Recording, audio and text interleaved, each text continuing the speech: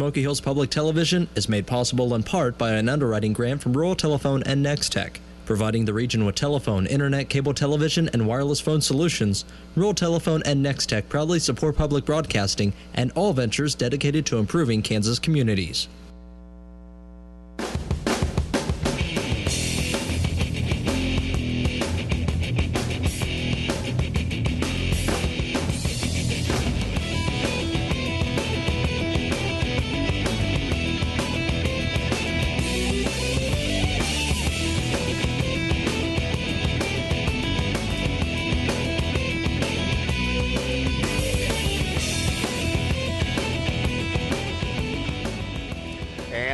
For the 3-2-1A State Wrestling Championships here at Girls Memorial Coliseum on the campus of Fort Hays State University here on Smoky Hills Public Television. I'm Troy Recheck alongside Mike Holliday, and we are set for first round of consolation action, Mike. Yeah, happy to bring this round to you. Now, for those who lost the first round, it's a chance for them to get back into the state tournament. Remember, this is a double elimination tournament. You lose this round, you're out. But we've seen so many wrestlers over the years come through the backside and end up taking third or fourth place. In fact, just a couple of last year that I think went all the way back and did very well on the backside were able to get either third or fourth. So that's what these wrestlers hope they could do. Oftentimes we get a lot of good matches here in this round as well, because the wrestlers want to still be in the tournament on the second day. Nobody wants to show up here in street clothes tomorrow and be done for the year. Well, that's right, and we're going to watch a couple of matches involving area wrestlers. Gunnar Gassman of Garden Plain against Brody Freeling of Smith Center, and Troy Juneman of Oberlin taking on Logan Bowen of Atchison County, in addition to Kameen Crow of Silver Lake and Drake Shea of Fredonia and Austin Schwartz of Council Grove and Beretta Jansen of Marion. But our area wrestlers will involve Troy Juneman of Oberlin and Logan Bowen of Atchison County, so that'll be one of the matches we'll really keep an eye on, and Gunnar Gassman of Garden Plain and Brody Freeling, the freshman from Smith Center. And that's where we're underway right now.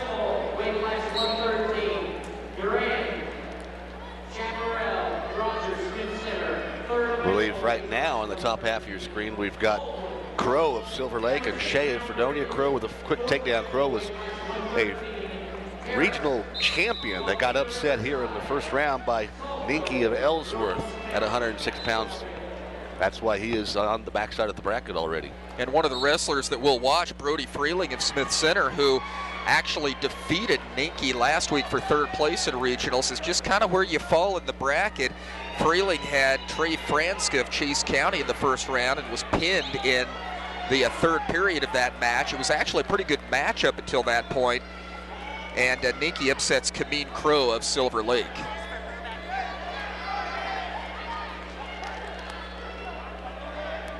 See if we can get those two mats lined up here. I believe that would be mats 3 and 4. Try to get those matches on since they're more of our coverage area.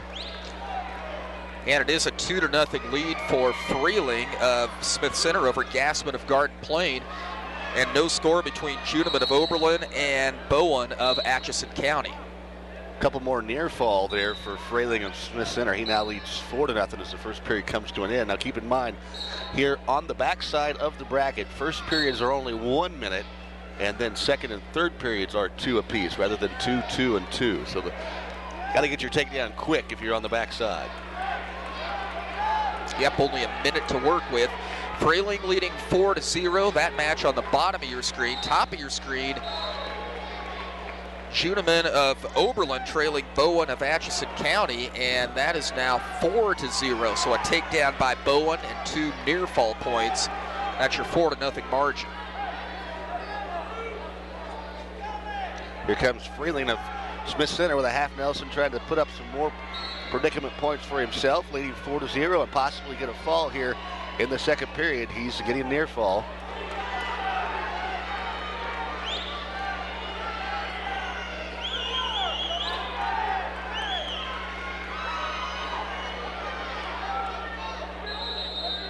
Going to pick up a couple additional.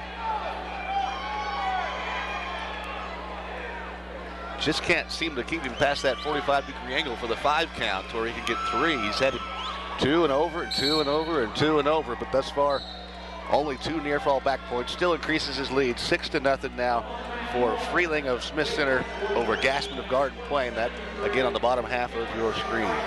Crow of Silver Lake with a second period fall over Shea of Fredonia.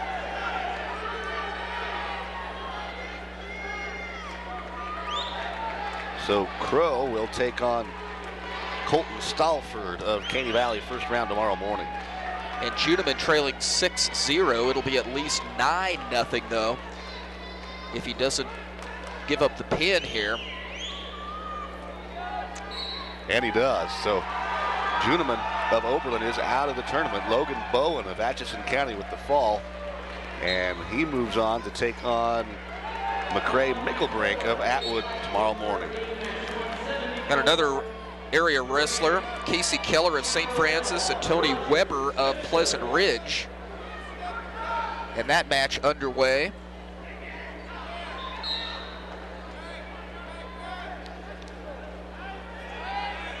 And also Elvis Duran of Chaparral and Clint Rogers of Smith Center. Duran transferred to Chaparral from Larned.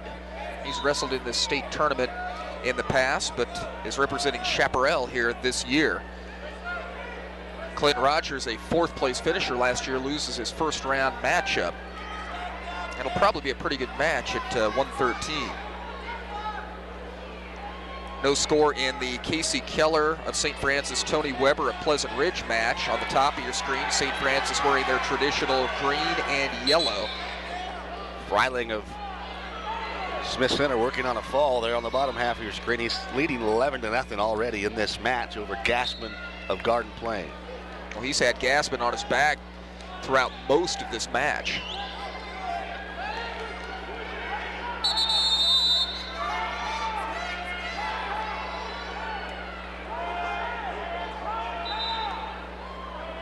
Gassman continues to fight, though. That's an awfully hard thing to do for that long amount of time. You use so much more energy trying to get off your back than you do in any other aspect of the sport.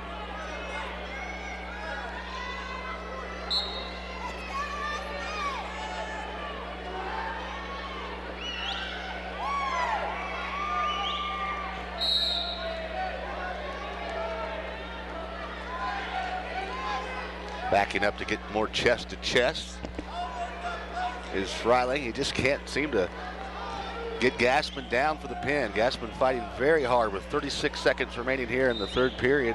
As you mentioned, he spent most of the match fighting from his back. Top of your screen, no score. Casey Keller of St. Francis, Tony Weber of Pleasant Ridge.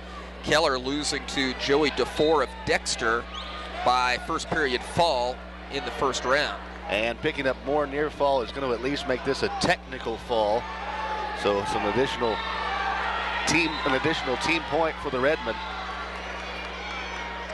Clint Rogers of Smith Center getting a takedown at 113 pounds and leads 2-0 over Elvis Duran of Chaparral.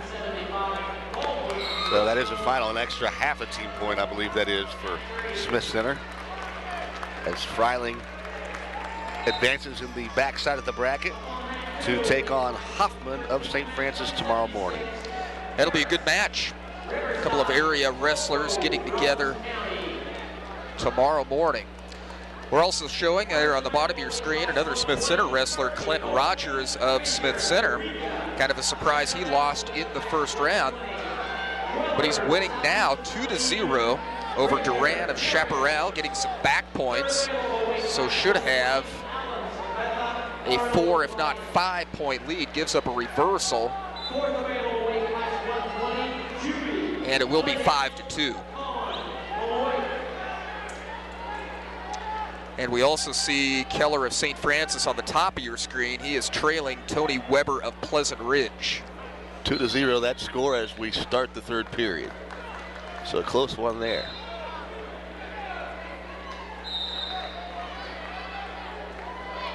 I think this will be another year of a team from Eastern Kansas not winning a state championship, but boy, there's some good individuals from back east that are certainly making noise, at least on an individual level, at this state tournament. Sokol of Atwood, not on your screen, but he has his opponent in trouble and actually picks up the fall very quickly there. on Harris of Riverside. Don Sokol of Atwood advances, and tomorrow morning he will meet up with Ethan Westling of Beloit. Sokol wins that by a 22-second fall. Rogers of Smith Center with a 10-2 lead, dominating Duran of Chaparral. That match on the bottom of your screen. Rogers wearing the red and black Smith Center singlet. And Keller of St. Francis trailing 2-1 to Weber of Pleasant Ridge. Keller, top of your screen, wearing the green and yellow singlet. That match down to the final minute now, too. Keller needs to get in there. He is in on a low single leg. Let's see if he can finish this off. 2 points would put him in the lead. 56 seconds and counting.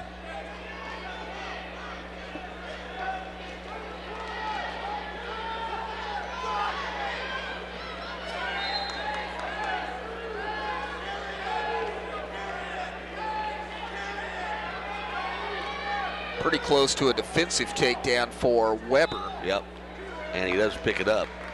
So now 4-1 the score. Keller of St. Francis trailing with 30 seconds left. Another area wrestler on the mat. Russell's Alex Baldwin is taking on Matt Emerson of Moundridge, though that match is not on your screen. There's a 1-0 match with Alex Baldwin in the lead and 1:38 left in the second.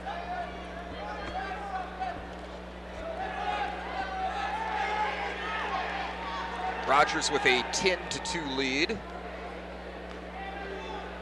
As the wrestlers, now it's 11-2 as he gets an escape. Wrestlers on their feet.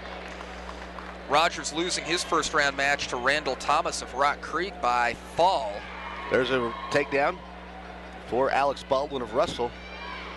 So he now leads 3-0 to make that 3-2. They say he trails here. Must have been a takedown and then a reversal. They say he trails 3-2 with a minute left in the second. Baldwin of Russell behind Emerson of Moundridge. Weber of Pleasant Ridge did indeed beat Casey Keller of St. Francis 4-2. So Keller's season will end at 17-16.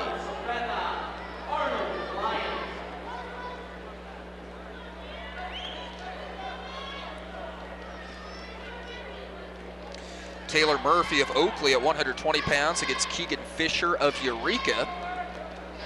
We'll get to that match in a few moments. And Jim Weller of Southeast of Saline and Eric Rainier of Marion. Rainey of Marion.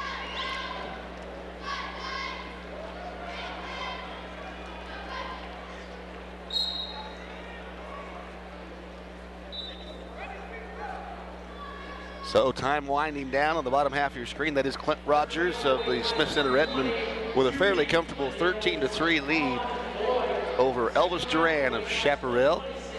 27 seconds left in the match. Chaparral wrestler going for a headlock. Rogers too smart for that, picking up 2, extending his lead, then giving up 1. 15-4 now with 15 seconds remaining. And another takedown, 17-4. And he lets him back up, 17-5.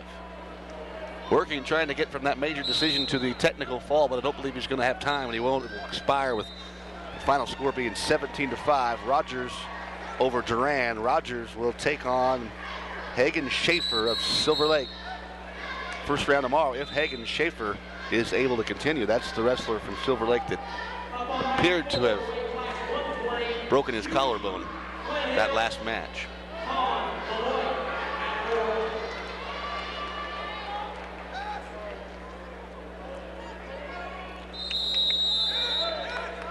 Not sure what happened with Murphy of Oakley and Keegan Fisher of Eureka. Let's see if we can get some word on that match. 4-3 now the score as Alex Baldwin of Russell trails here in the third period, but he's close to getting a reversal here, which would give him the lead, and there he gets it. He's now up 5-3.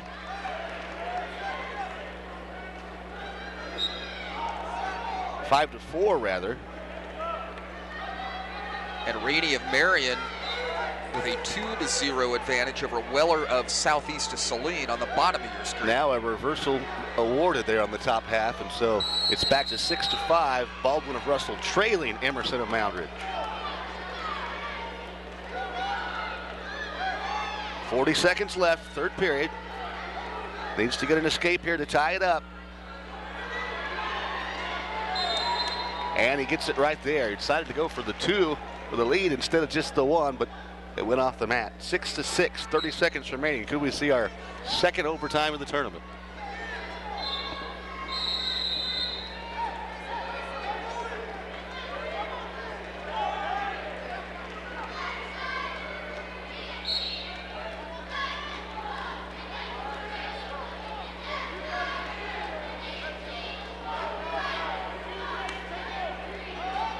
Baldwin trying to get around behind, and he gives up a takedown with 8 seconds remaining. So he will be down 8-6, and now near fall coming as well for Emerson of Moundridge. That's going to put the end to Alex Baldwin's season.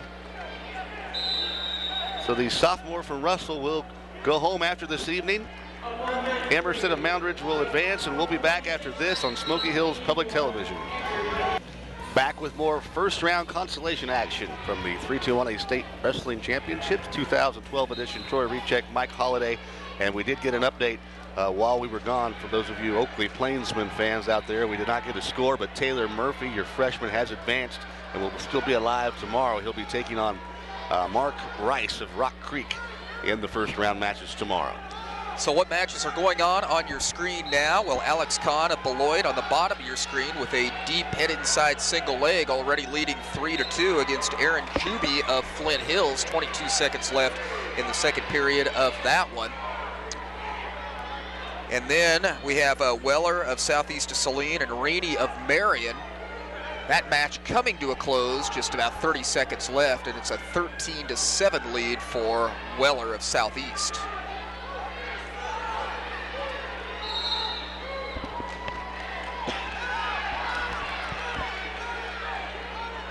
Into the second period, on to the final 2 minutes. On mat 4, that is a 5-2 lead for Kahn of Beloit over Juby of Flint Hills. That match on the bottom half of your screen.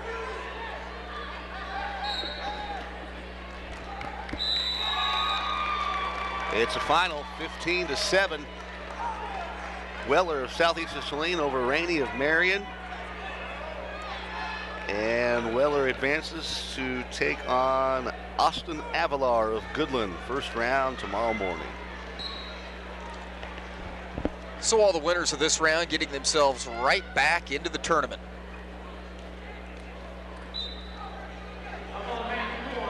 We've seen it before where wrestlers come in, they just get that first round over. They may lose, but I guess the pressure of they've already wrestled here. They feel a lot more comfortable the whole rest of the tournament, do well on that backside.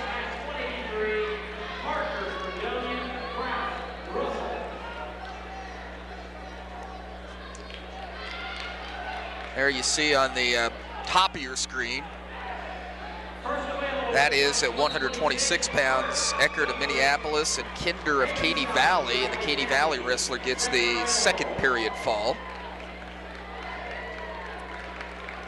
Guy Kinder, Katy Valley, gonna meet up tomorrow morning in the second round of consolation with Josh Schroeder from Silver Lake.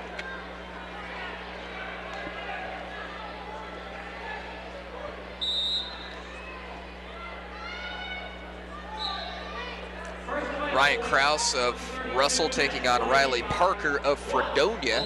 That's an upcoming area match underway now. We're down to 35 seconds remaining in this contest. It's currently full screen, and now on the bottom half of your screen, that is Kahn of Beloit handling Juby of Flint Hills. He currently leads 7-2. Been a good match for Kahn.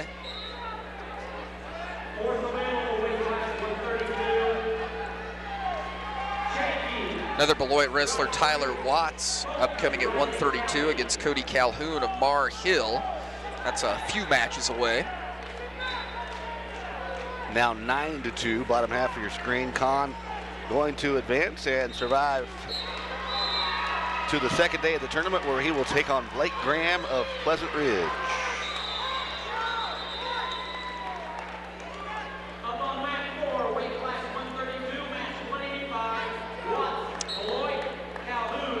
Krause of Russell getting a takedown on the top of your screen, a 2-0 lead over Riley Parker of Fredonia.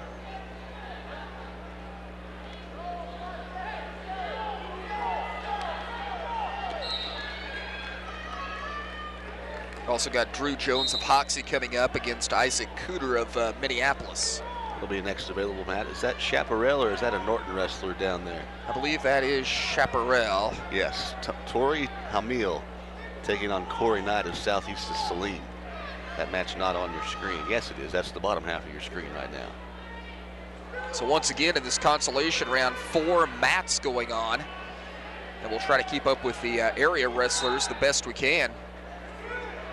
Sometimes we don't have many area wrestlers out there, and that's a good thing. That means they at least won their first round match.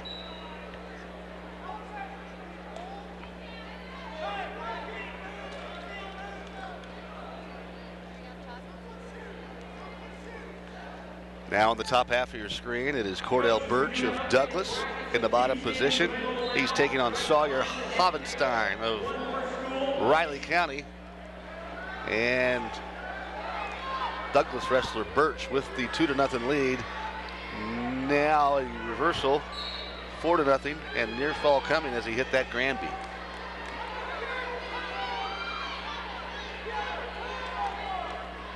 Three more, says Phil Martin, and that makes it 7-0.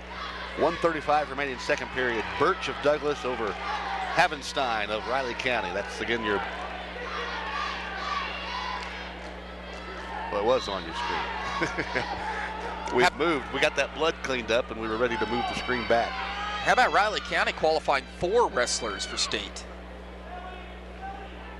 For a relatively new program.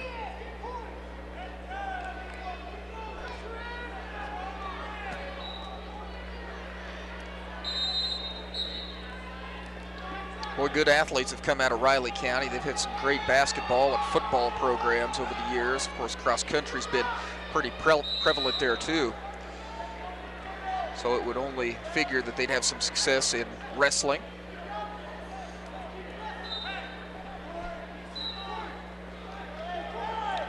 Krause of Russell on the top of your screen continues to lead 2-0. Not a whole lot of change in that match.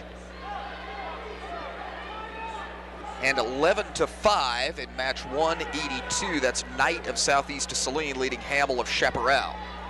Chaparral wrestler in the blue with the yellow headgear. Southeast of Saline in the purple, as you see the white S there on the side of his singlet.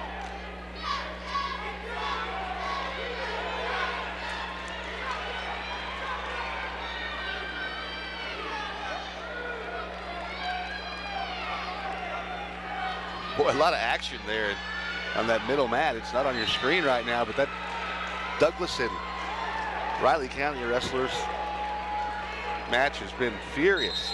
Birch and Havenstein. Birch with a 7-0 lead for the Douglas team, but Havenstein is not a quitter, let's put it that way.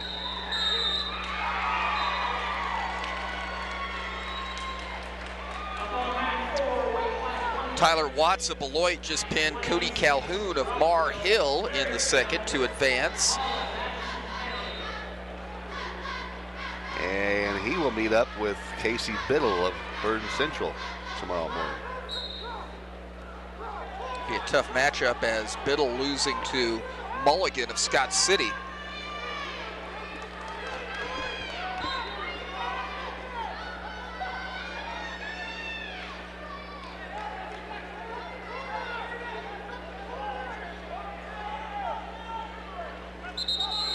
Now Krause of Russell on the top half of your screen with a 5-0 lead, a minute and a half left in that match, as he is wrestling Riley Parker of Fredonia.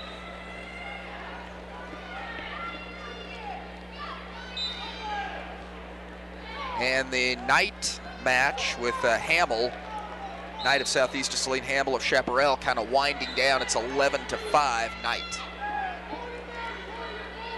Knight now with the Granby picking up more near fall points.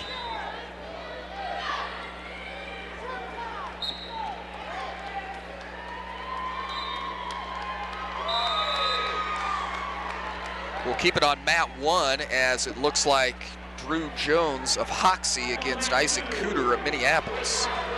16-5 your final there. Corey Knight of Southeastern Saline with the win over Torrey Hamill of Chaparral.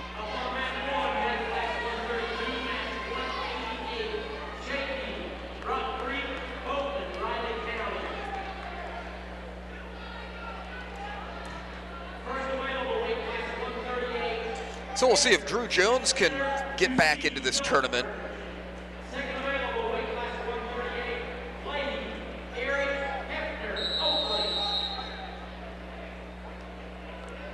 If he wins, he will tomorrow morning face a Northwest Kansas League opponent, Brent Juneman of Oberlin.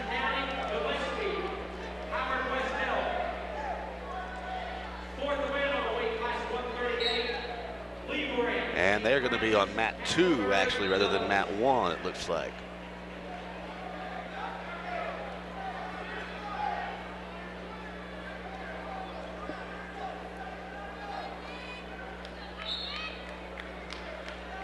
As Krause of Russell wins.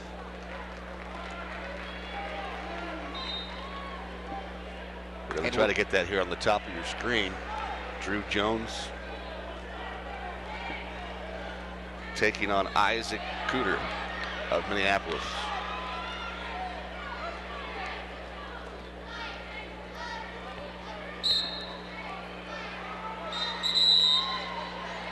Looks like Cooter with a quick takedown, but then Jones with an escape. So it'll be 2-1 if they award that. Officials there, you see top half of your screen discussing it. Well, they actually have the takedown awarded to Jones on the score clock. Now they're saying 5-2. I couldn't see because the coach was in the way unless one of them picked up near fall. Just go tell Gillen and Porsche to move. They're blocking our vantage point. Could you coach somewhere else? Yeah, you do that. 5-2, I believe, is the correct score. Okay, so Drew Jones with a 5-2 lead.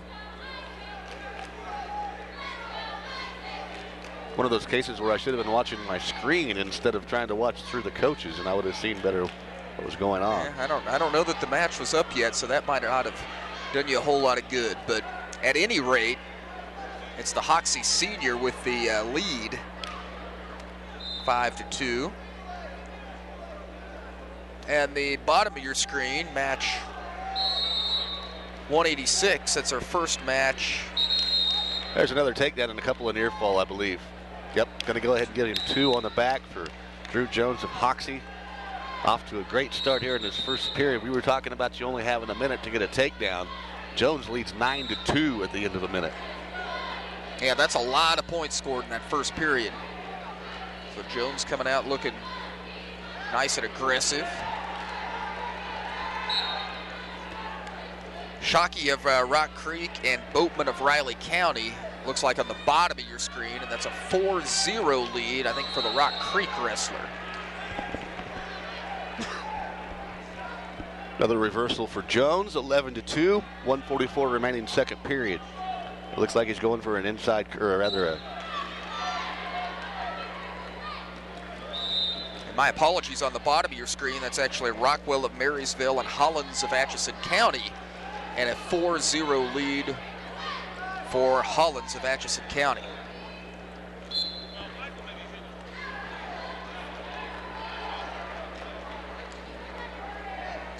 Team scores coming into this round: Scott City 40 to lead the tournament. Hoisington in second place with 37, Marysville 31.5, Goodland in fourth with 29, and Hoxie just a point behind at 28. So this Drew Jones match, a pretty big one.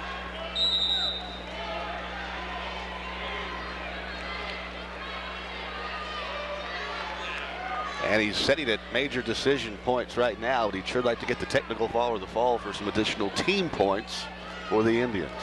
Right now, 14-2, Jones of Hoxie in the lead, 54 seconds remaining second period. He's taking on Cooter of Phillipsburg. Actually, Minneapolis. Or Minneapolis, yes. Got Phillipsburg coaches sitting right in front of me, same colors. And the same colors, yeah. Yeah. And if you look just right, that almost looks like a panther on the back. Yep.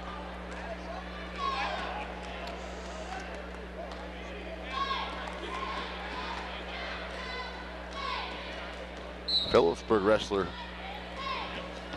over here in good shape, though. Right in front of me, but not on your screen. He's working on getting a pin. That's Mid-Continent League matchup, Decene of Phillipsburg and Fisher of Smith Center. And Decene already leading 7-0.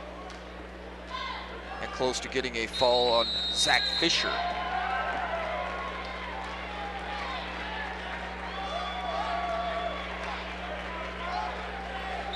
And there it is. Decene will advance in the tournament with a second period fall over Zach Fisher of Smith Center. So Decene and Trahan of Minneapolis tomorrow morning.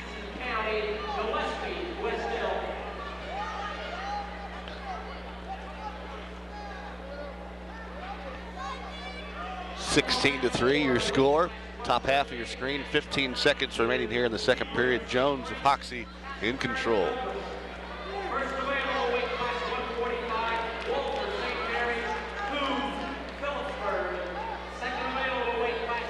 Jones really close to winning his first round match as Jacob Schroeder of Silver Lake narrowly won it 3-2. Yeah, that would have been another first place regional upset had Jones been able to pull that off.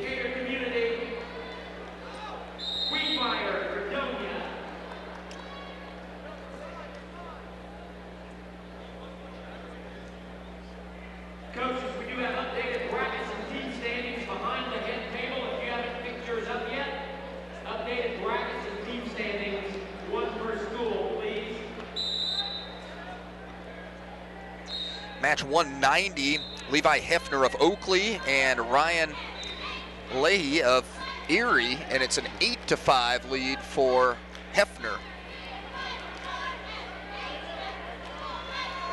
The winner of that match will have Zach Sanders of Hoisington.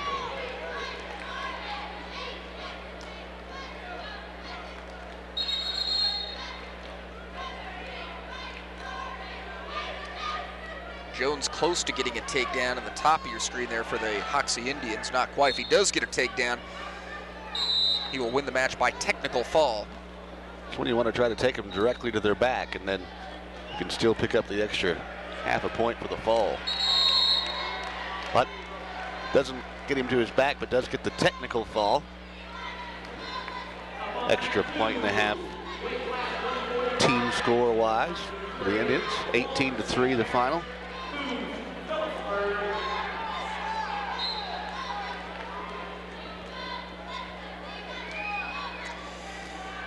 Hefner of Oakley and Leahy of Erie now 10-5. Hefner with the lead. Also, Mikey Leibrandt of St. Francis and Jake Castleberry of Douglas. Leibrandt leads that one 2-0. That match is on the top of your screen. Leibrandt wearing the green St. Francis singlet on top and in control. And Hefner of Oakley just 30 seconds away from a win on the backside for him. He's a senior, 21-19, could be 22-19 if he wins this, and getting to state a pretty good accomplishment for him, but wants to do a little bit more while he's here.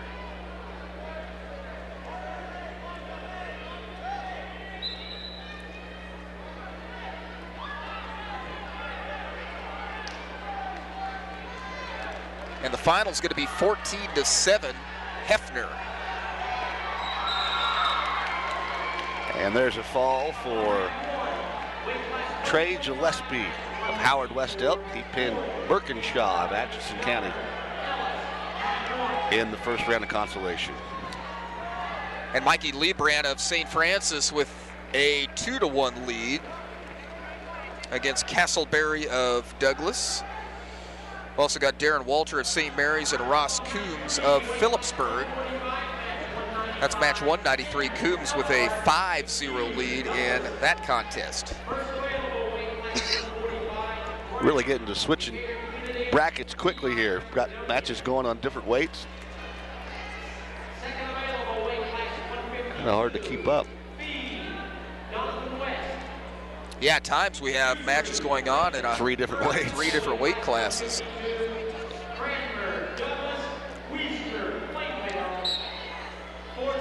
Gage Younger of Ellis at 145 against Tyler Wood of Caney Valley.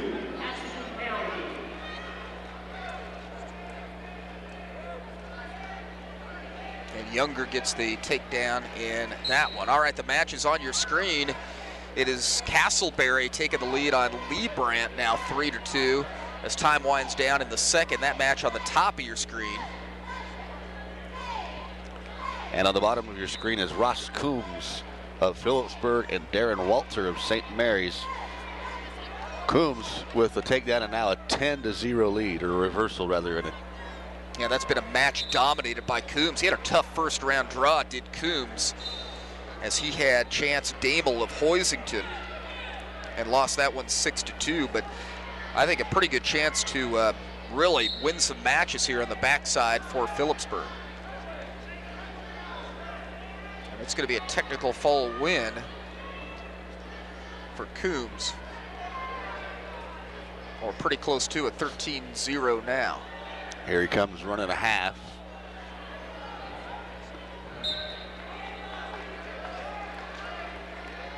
Now around to a cradle, cross-face cradle. Coming to the other side, see if he can bring this back, and then it's at least a technical fall. Of course, he has a chance to pick up the additional half team point if he is able to pin him here.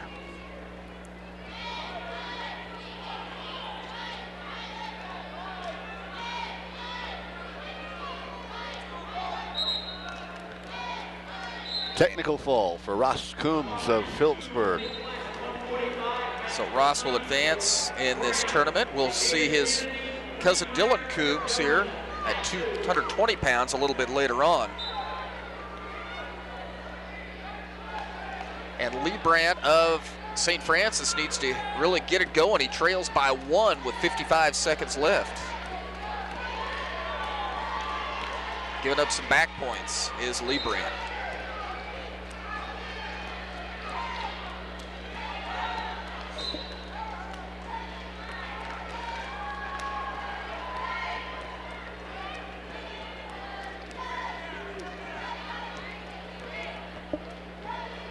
Now on the bottom half of your screen, it is Seth Iman of Elkhart and Connor McCune of Douglas. McCune in the purple. 2-2 your score. Minute 30 remaining here in the second period as we have a potentially dangerous situation. We'll stop and restart in the middle.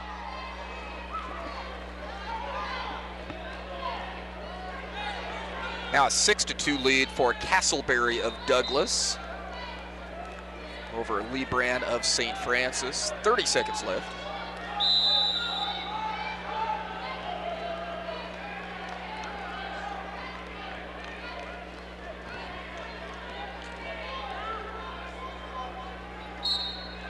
I'm going to try to bring you Gage Younger's match here on the bottom half of your screen. Local wrestler out there. Younger wrestling Tyler Wood of Caney Valley. And leading at this time 8-0 is also Younger in the orange and black. Also underway, Cade Brown of Oberlin and Zach Wiedmeyer of Fredonia. It's a final there as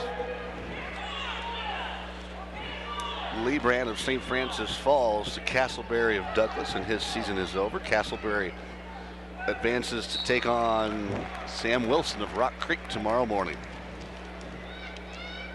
There on the top of your screen is Cade Brown of Oberlin against Wiedmeyer of Fredonia, and a 2-0 lead for Cade Brown, losing his first round match 16-6 to Regis Weiss of Russell.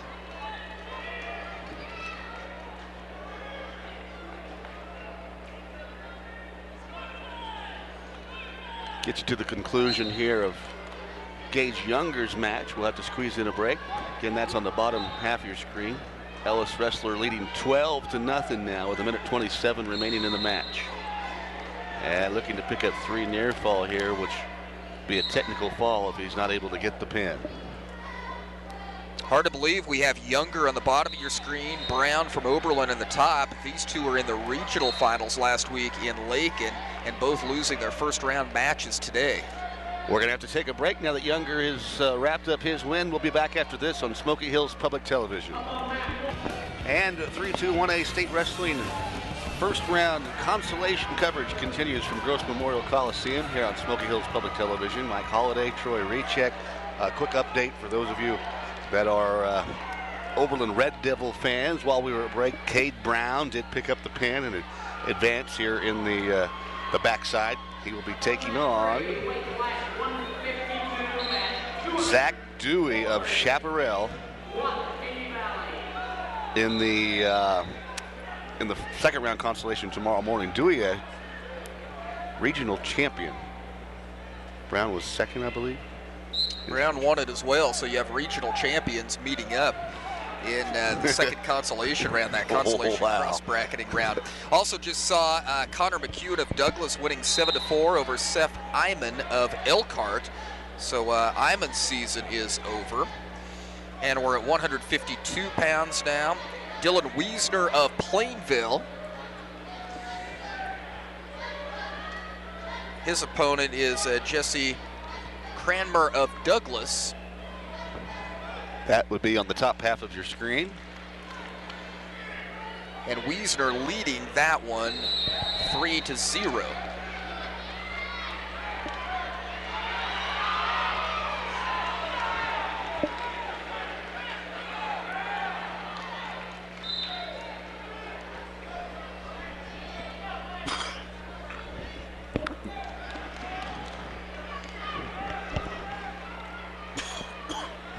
Got a St. Francis wrestler on the mat now. We're going to try to get him on the bottom half of your screen. It's Dylan Wolliver taking on Sam Watt of Caney Valley.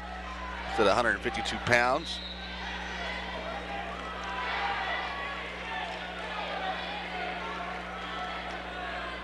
And Wolliver trails 2-0 right now to Watt of Caney Valley. Wolliver, of course, in the green and yellow. Watt in the red and blue. 27 seconds left first period. Watt with the takedown to start the match. Wolliver was beaten in the first round by Craig Clark from Lions 15-3.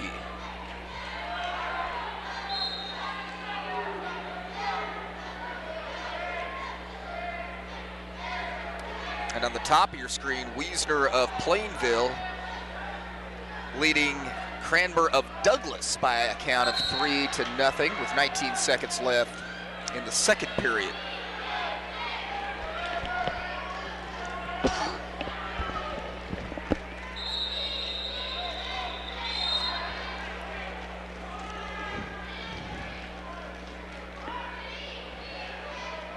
And the second period coming to a close, and Wiesner will take a 3-0 advantage. Wiesner on the top of your screen wearing the black singlet for the Plainville Cardinals. And bottom of the screen, that is Wolliver, Dylan Wolliver of St. Francis, and Sam Watt of Caney Valley. Wolliver wearing the green singlet.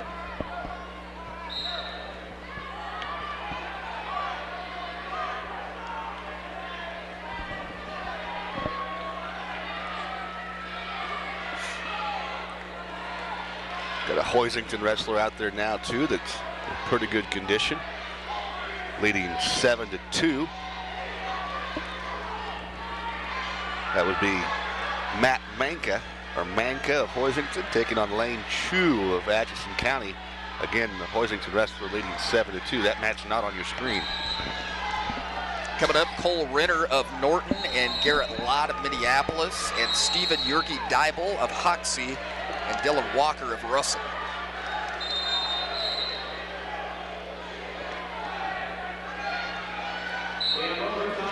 I was told by Stephen's mom, of course I know how to pronounce it anyway, but do not say Dibble. I guess PA announcers across the state have said Dibble. It is indeed Dybel. Got an overtime match, it looks like. Yep, second overtime of the tournament, and it didn't last very long. It's over now with the Lincoln wrestler winning over the Donovan West wrestler. That was Sean Usry beating Trevor Fee of Donathan West in overtime. So Ussery of Lincoln advances and will survive to day 2 of the state tournament. Pretty good match going on. Let's keep a close eye on this one. On the top of your screen, 152-pound consolation match. Cranber of Douglas, Wiesner of Plainville. And the Plainville wrestler in the top position, leading 5-3, 30 seconds left.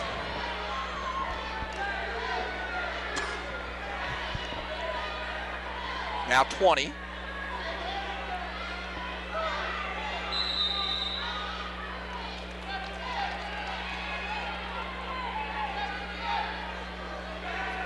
And it looks like Wiesner will advance to face Chase Mayfield of Eureka.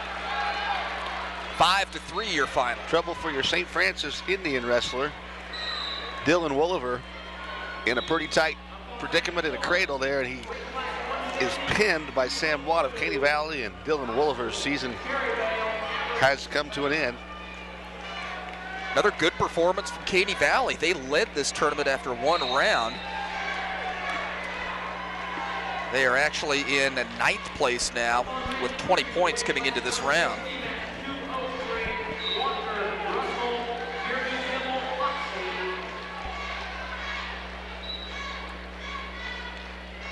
I believe Manka of Hoisington won. And there you see underway Cole Ritter of Norton and Garrett Lott of Minneapolis. And we want to watch Walker of Russell and Jurgi Deibel of Hoxie.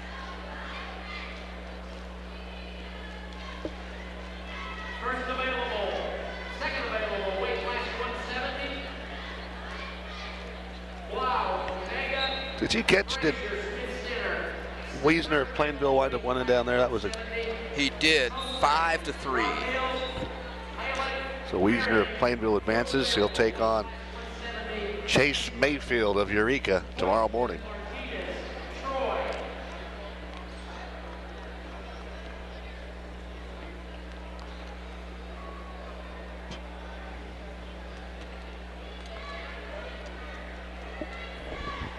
Well, Stephen Jurgi Deibel trying to get back into this tournament. He took 3rd at the Laken Regional. Eric Albers winning that regional at that weight. Matt Schneider of Phillipsburg taking 2nd, but the semifinal match between Jurgi Deibel and Schneider was a good one as a 1-point win for Schneider. So Jurgi Deibel certainly capable of really doing some damage on this backside. He had Hunter Stallford of Caney Valley in the first round, and Stallford won by a 3rd period fall. Tough matchup in the first round for Jurgi Deibel as he gets the takedown. And it was a close match. So I think it was like a 4-2 match though when he got pinned. I mean, it was close. Wasn't by any means a runaway match. And there you see Jurgi with the takedown. And Lott of Minneapolis leading Renner of Norton 2-0 on the bottom of your screen. Jurgi might be trying to end this one early. Not going to get it done as the first period winds down, but looking for that cradle. He had it hooked up a couple of times, but opponent from Russell was able to break it free before he could turn him.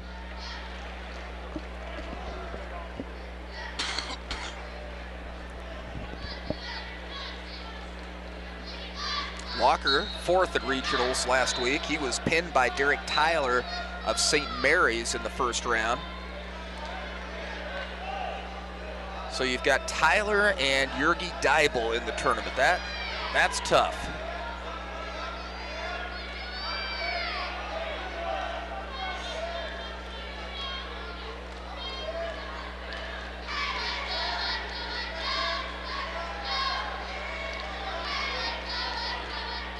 Jurgi Deibel trying to get that arm chicken winged up. Get it behind his back there so he can maybe get enough leverage to get him turned over. Renner from Norton gets an escape and scores his first point. 2-1 lead for Lott of Minneapolis.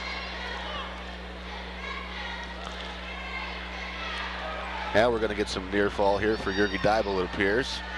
Finally was able to get his opponent from Russell worked over onto his back, Dylan Walker, and he's up on his toes, chest to chest. It's going to be tough to hold that weight and strength off, but Walker doing it thus far. And he picks up the fall, does Jurgi Deibel for the Hoxie Indians. He advances. His opponent tomorrow morning will be Jesse Nelson of Marysville, who gave Eric Albers all he could handle earlier today in a 4-2 decision. So that's going to be a heck of a match. Get some sleep tonight, Steven.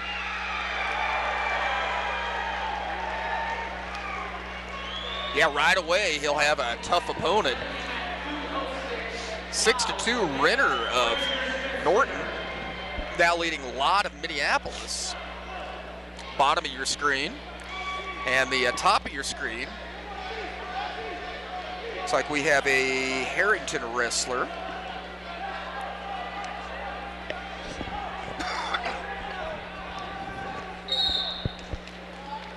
And that's at 160 pounds. That's Caleb Gillis of Harrington and Tanner Jones of Hillsboro. Well, there you go, Hillsboro and Harrington.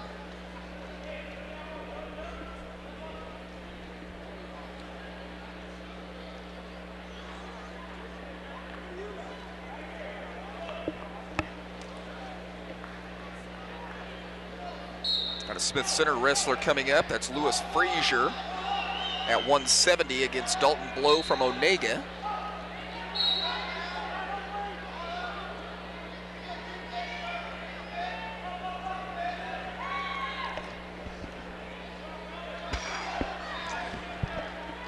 And there you see the Frazier match.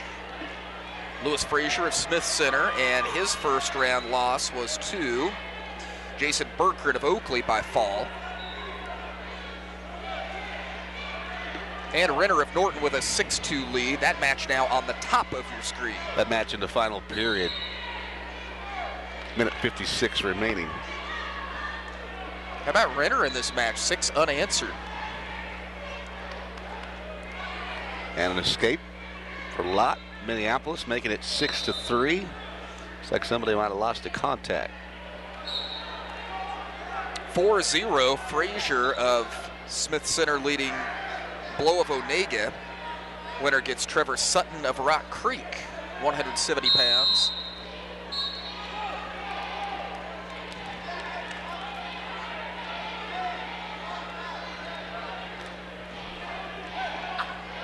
You know, kind of looking around here today, a lot of people were wondering about the crowd with state wrestling being on a Thursday this year. Crowd looks as good as it does on every year during the first day of state wrestling. I don't know if I got here later than I usually do or not. I didn't think so, but I had to park way further away than I have had to in the past. Yeah, so a good crowd here at the Coliseum. I'm gonna be off until I go back to work Monday morning.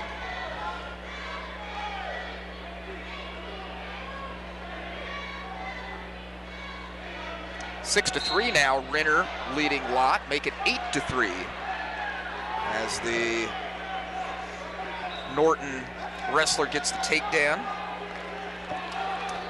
Under a minute now remaining in that match on the top half of your screen, 59 seconds as they reset. And Frazier of Smith Center, Blow of Onega on the bottom of your screen. That match is tightened up. It is now 4-2, Frazier leads, but he has head outside single leg. Trying to drive Blow, keep him in. Reached for that cradle a little too soon. I think he would have had the takedown. Went for the kill shot a little too quickly. Final match at 160 pounds. Looks like it was Tanner Jones of Hillsboro beating Caleb Gillis of Harrington to move on.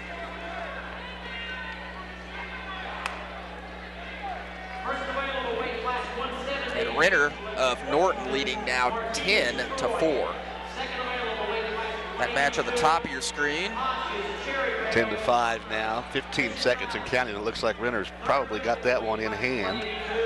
If he holds on here to win, his first round match tomorrow will be against Matt Schneider of Phillipsburg. Yeah, that'll be a tough one. Mid-Continent League opponent. Lewis Frazier of Smith Center, a 6-4 lead. 42 seconds left, second period, on the bottom of your screen.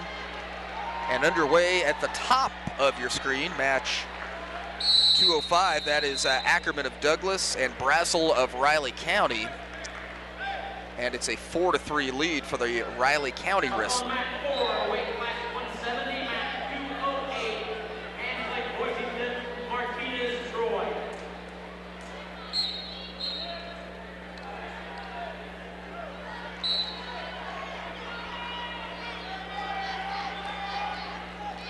Well, now on the top half of your screen, looks like we've got Hunter Ackerman from Douglas and Josh Brazel of Riley County. Reversal there for Ackerman of Douglas in the purple, and that's going to bring him within a point. No, that's going to put him up by a point, 5-4 in the lead and in the top position. That in the third period with a minute and a half remaining. There on the bottom of your screen, Frazier of Smith Center, an 11-4 advantage over Blow of Onega. 2 minutes left.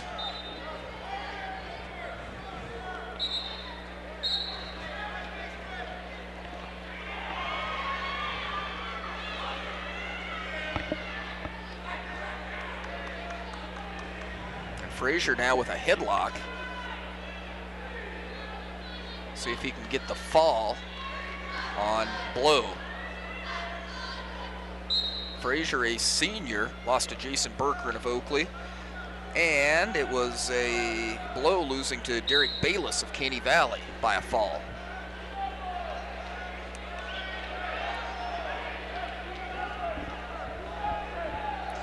Hagen Hanslick of Hoisington against Gabe Martinez of Troy. That match underway. It's a 2-1 lead for Martinez.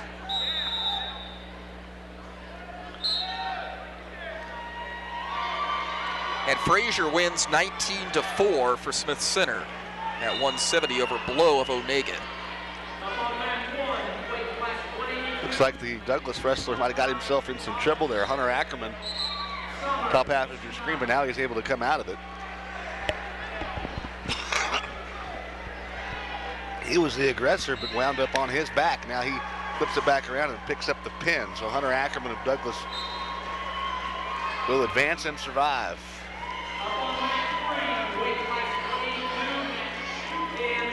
Yeah, not happy about losing that match. Nope.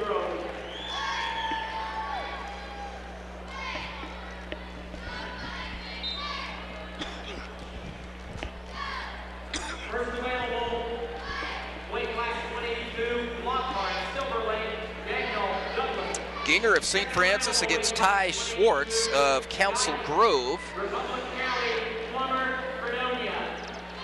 That match is coming up. Looks like that's going to be on mat number 3.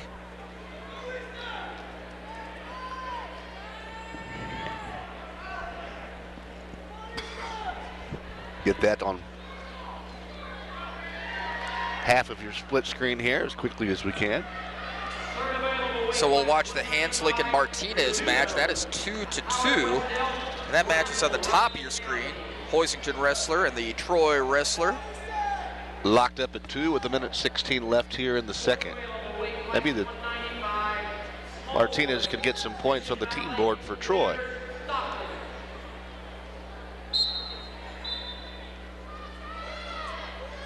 You don't want to see Troy in last place, do you?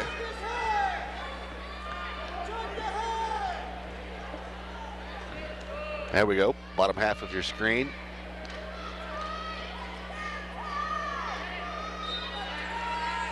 It's the St. Francis Indian Zach Ginger taking on Ty Schwartz from Council Grove. Ty Schwartz was beaten in the first round by Kyler Atwood of Smith Center, 9-1. Schwartz does get the takedown on Ginger. And that contest going on the bottom of your screen. Top of your screen is Martinez. Martinez and Hanslick. And that is tied up at 2. Hoising trying to keep Hanslick in the tournament. score some points in the backside, help their team efforts. They were, as you mentioned, in second place team-wise coming into this first round of Consolation. A lot of points going to be scored in this next round when we hit the semifinals. A lot of times it can be won or lost in the semifinals. Yeah, some big-time points could be scored in that round. That's where Norton has basically wrapped it up the last 2 years, was the semifinals. They were so far ahead after that round, nobody could catch them, no matter what they did in the backside.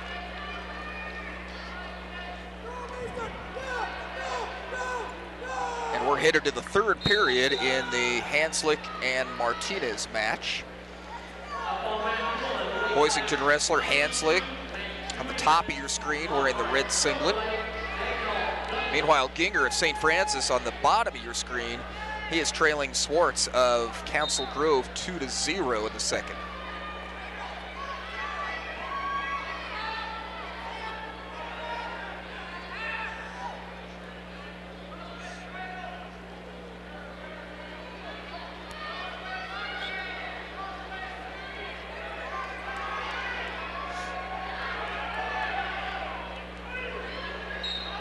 There you see Hanslick getting the pin in the third period. So still no team points for Troy. Darn it. But that helps the Hoisington cause.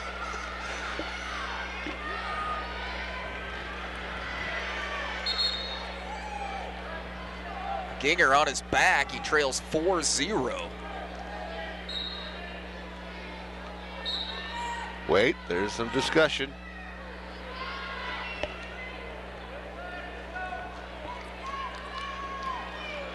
Referee's discussing something over there on mat number 4. Another match going on and winding down. Just 5 seconds left. Kosan of Rock Hills will beat Palick of Marion, and that final will be 6-2. So Kosan, your regional champion, will face Derek Bayless of Caney Valley. They've just called unsportsmanlike conduct on the wrestler from Troy. My question is, how do you deduct a team point when you don't have any team points? Can you be -1? I guess you're going to have to.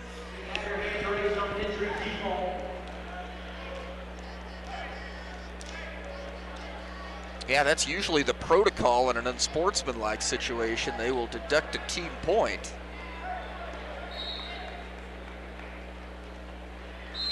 And there they raise Hanslick's hand. But they did call the unsportsmanlike conduct on. It was either on the wrestler or on the coach. I saw him speaking with the coach as well. I didn't see the incident that caused Phil Martin to do that, but the Troy wrestling team is now at -1 on the tournament. 6-2, Ginger of St. Francis trailing Swartz of Council Grove. How about a patented St. Francis cradle here to get him back into it? Did get a reversal to score his first 2 points of the match.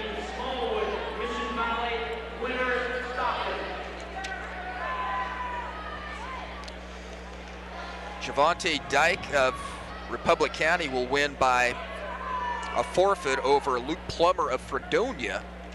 Plummer had Brandon Salmons in the first round and forfeited out of that, so not here at the state tournament this weekend.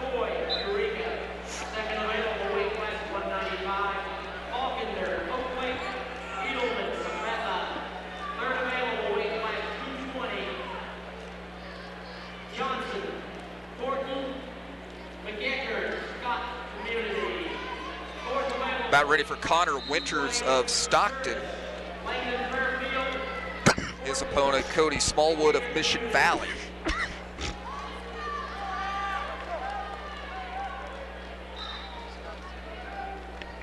Under a minute now on the bottom half of your screen. That is still Zach Ginger,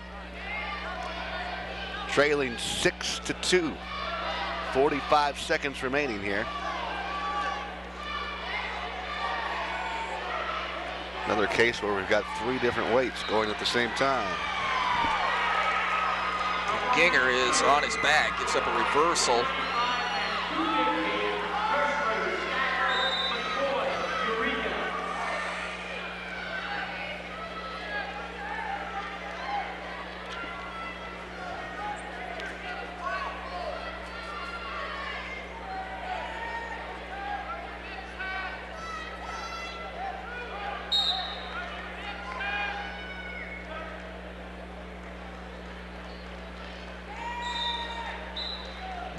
they're going to award 3 near fall. 11-2 will be your final.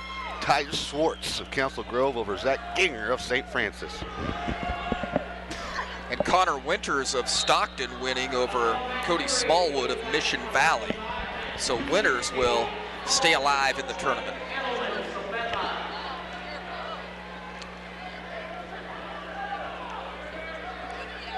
We're underway with Cody Falkender of Oakley and Tyler Edelman of Sabetha. Or we're getting close to that match at 195. So we're down to our final 3 weight classes in this first consolation round. And then we've got the semis coming up.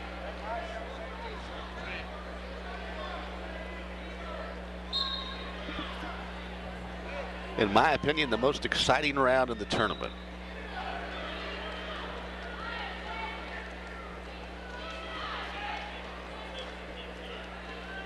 Used to be nearly comparable to the consolation semifinals until they started placing 6, and now there's not quite as much aggressiveness and go hard or go home or whatever attitude you'd like to say in that consolation semifinals, but there definitely are in the championship finals because everybody wants to be in for a shot at the state championship.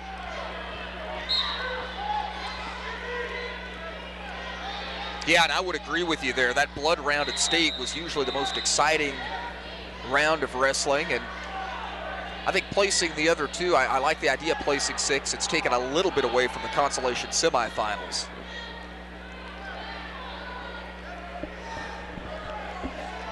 All right, so Falkender of Oakley on the top of your screen against Tyler Edelman of Sabetha. Falkender had Josh McDowell of Smith Center. McDowell won that 9-1.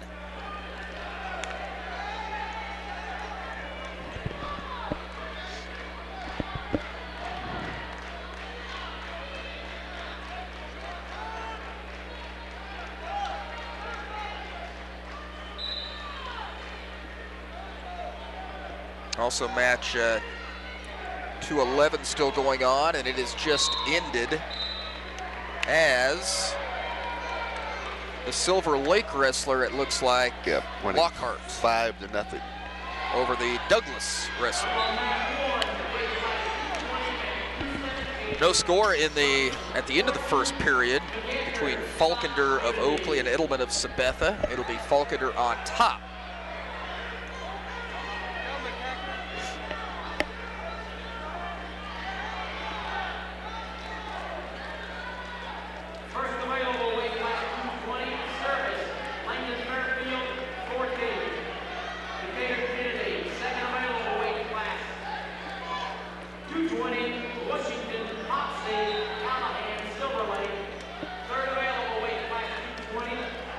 Falkender down in the top position, top half of your screen.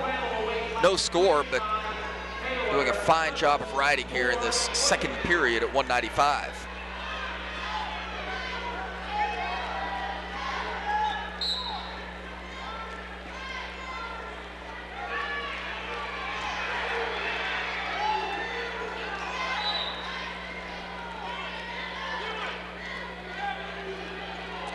They are going to give Edelman an escape. Probably a good call. That was yeah, different referees call that differently. The technical explanation of an escape is a loss of control by the controlling wrestler, but a lot of officials make you get completely free. Other officials will just say, hey, they went out of bounds before you got that reversal, but the other guy didn't really have control of you, so we'll give you 1. So it's not quite a reversal, and he kind of got away, so we'll give you 1. Right. Well, Falkender gets the takedown. I normally make them get completely free to give the escape, but I don't personally care how the referee calls it as long as he calls it the same way every time. That's right. There on the bottom of your screen, match underway now at 220 pounds.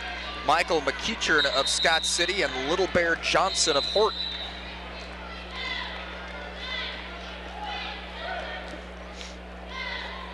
As Falkender of Oakley leading 3-0. And McEachern of Scott City on the bottom of your screen in the bottom position. He's got a takedown in the first period and leads 2-0.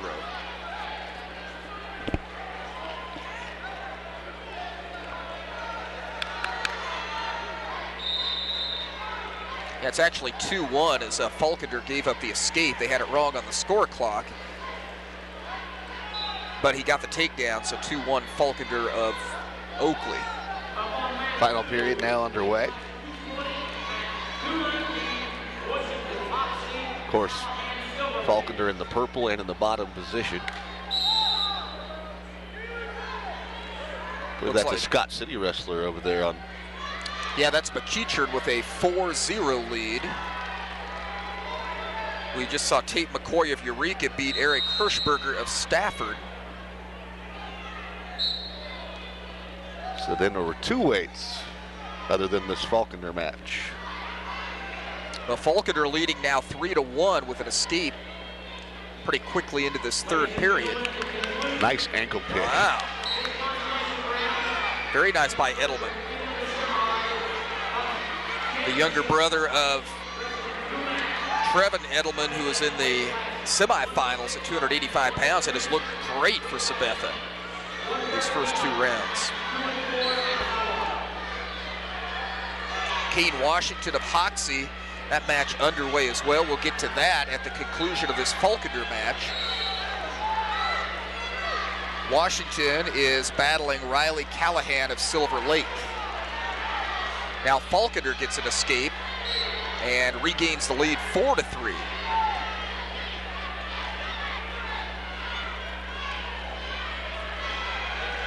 Ankle pick again. How about that?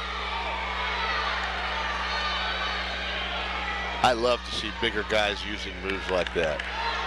Isn't that slick? Yep. He's used that twice. You don't really, sometimes they don't want to get underneath them and tough them out. You know, fight them when they sprawl and wear yourself out, but at least do a pick or a drag by or something other than just push around on each other. That's right. And it's going to end that way, 5-4. So Falkender of Oakley loses a close one on a couple of ankle picks. McEachern of Scott City has a 4-0 lead in his match against Little Bear Johnson of Horton at 220 pounds. We've got several area wrestlers that are out there right now. Kane Washington of Hoxie and Riley Callahan of Silver Lake. Yeah, I think we'll wait at least until we get McEachern and Washington done, and then we'll squeeze in another break. Let's get those two matches out of the way, though. That sounds good. Also, DJ Service of Fairfield and Channing Fortin of Oberlin. And those are all three going on at the same time, so they ought to wrap up about the same time. There's Kane Washington. He's got a cradle hooked up on the top half of your screen. He's scoring near fall points on his opponent from Silver Lake, Riley Callahan. Now switching off to a reverse half, trying to get a squeeze down there and pick up a fall and some additional team points, and he does. So Kane Washington advances by fall, and he'll meet up tomorrow morning with Evan Slater of Marion. I tell you, looking at that bracket, I think Slater will be a tough opponent, but things look pretty good for Kane Washington really on that backside. Well, Kane Washington did lose in the semifinals to Channing Fortin of Oberlin in overtime last week in Lakin, and Evan Slater decision Channing Fortin 7-2 in the first round here in this tournament. So they don't get easy once you get here. Nope, that's right. You're not going to find very many easy ones. Also, Dylan Coombs of Thunder Ridge and Joey Kappel of Garden Plain. They are running back on the real good Garden Plain 3A football team. Coombs part of the Thunder Ridge State Championship team. Top half of your screen, that's a 2-1 match. Fortin of Oberlin still with the lead, and it's in the third period, 1:24 left.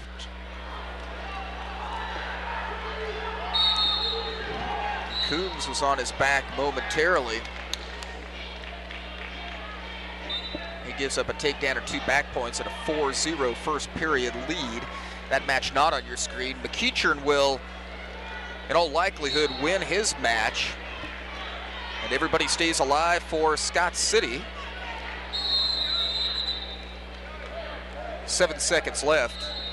Yep, McEachern up 4-1 now as he gave up an escape there.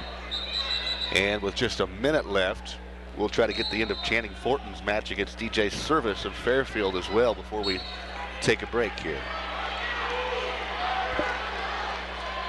Yeah, what a match that is. On match 1, weight class 285 and 222, Overman, Onega, Fuller, Lincoln. 47 seconds left, top half of your screen. It's a tie match, 2-2.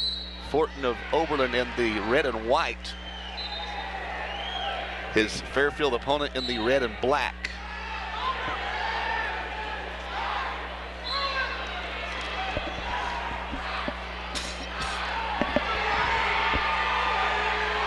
And a takedown by Fortin. Widens his lead. Picks up the ball. Yeah. Wow, I thought we were going to overtime, and all of a sudden we've got a fall. We need to squeeze in a break. We'll be right back after this on Smoky Hills Public Television. Back live from the 3-2-1 State Wrestling Championships, Gross Memorial Coliseum, Fort Hays State University on Smoky Hills Public Television. Mike Holliday, Troy Rechek with the call, and down to one match in this first round of Consolation is an area wrestler, Montana Fuller of Lakin, taking on Michael Coulterman of Onega. It looks like Lakin wrestler will be in the yellow. Maybe they call that gold. And the Onega wrestler in the black and orange. Oh, we do still have one match left. That's an area wrestlers too. That's Zahn, I believe, from Quinter out there, taking on Hoffman from Atchison County. And actually Fritz Berger of Sylvan Lucas as well, and Tyrell Thiessen of Hillsboro. What such a long break in between matches there. I thought we were down to one. And there were several pins there at 220 pounds.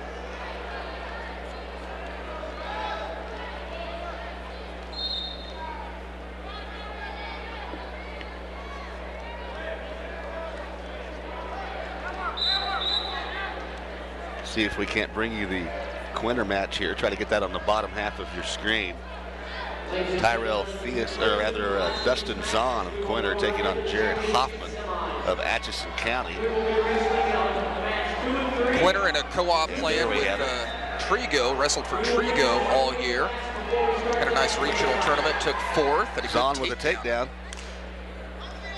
That match on the bottom of your screen, Zahn in the red singlet for the Quinter Bulldogs.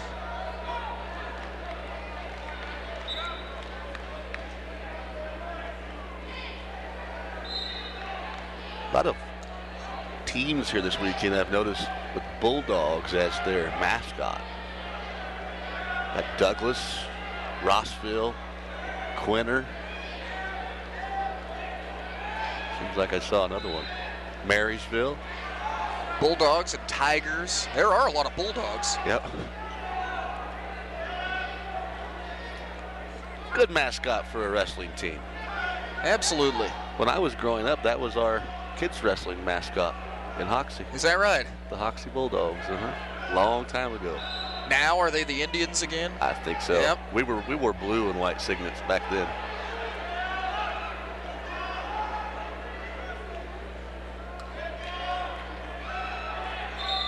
I just can't picture anybody from Hoxie wearing anything but red.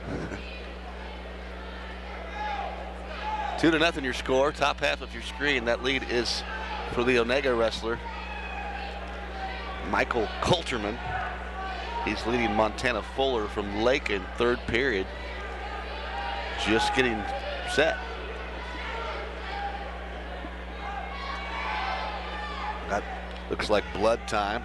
The bottom half of your screen, that is picture there of, it was the picture of Zahn, Quinter. Now we're over to the other mat. Fritz Berger of Sylvan and Tyrell Thiessen from Hillsboro.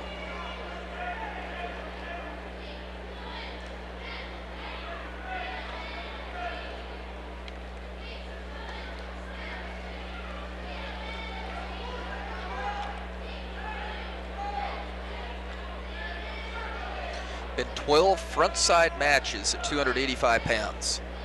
11 pins. Not a big surprise. A lot of pins in this weight class anyway.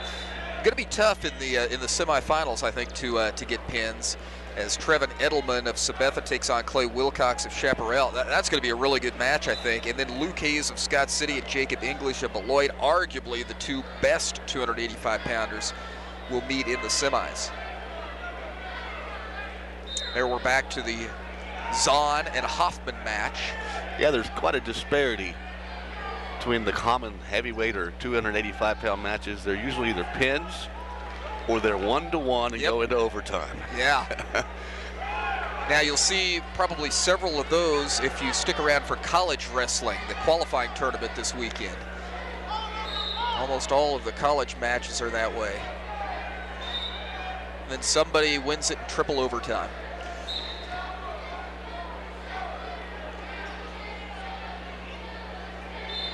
Big weekend of wrestling in Hayes, 2 days of 3-2-1A state, and then regional qualifying tournament and the Rocky Mountain Athletic Conference Championships for Fort Hays State, Saturday and Sunday. Yep. A lot of times you'll see heavyweight wrestlers, instead of deferring, if they get their choice, they'll choose down to where they can get the first escape, which means in that triple overtime they scored the first points and they get their choice whether they'd like to be on top or bottom. Yep. And of course they choose bottom.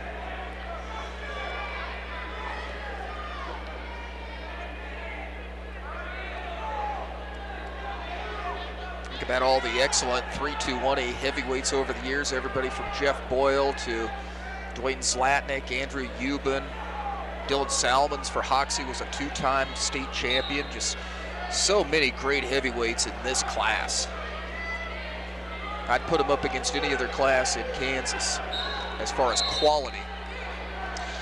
You know, in this year, kind of the same. Luke Hayes is ranked first in the all-class heavyweights on the KWCA website.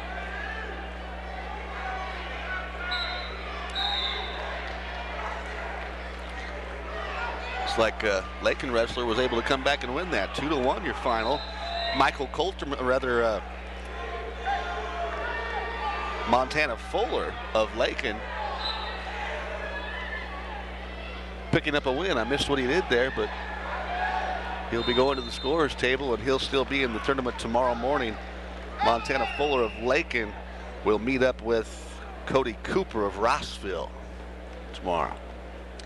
And we see a win by, looks like Thiessen of Hillsboro over Berger of Sylvan Lucas, 4-2. So we're down to the final match in this first consolation round, and then we're not too far away from the semifinals.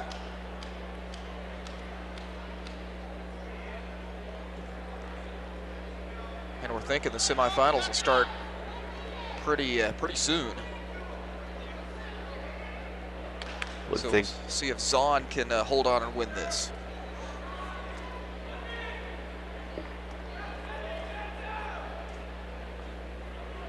I guess they've got some wrestlers rolling around down there. I think what they would give them before the championship semifinals a minute to get warmed back up after setting out a whole round, but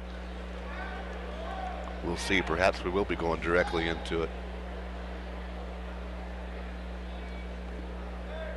4-0, Zahn on top. 35 seconds left, third period.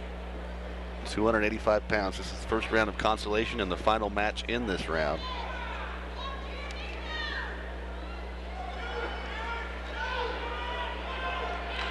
Nice shot there by the Onega wrestler, or rather the Atchison County wrestler Jared Hoffman, but unable to score anything just yet.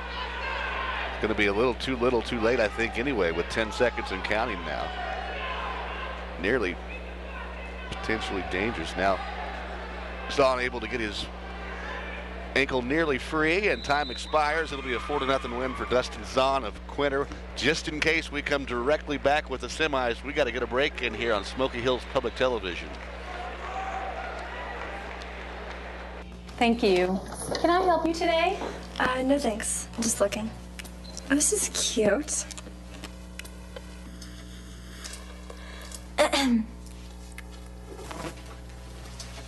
So?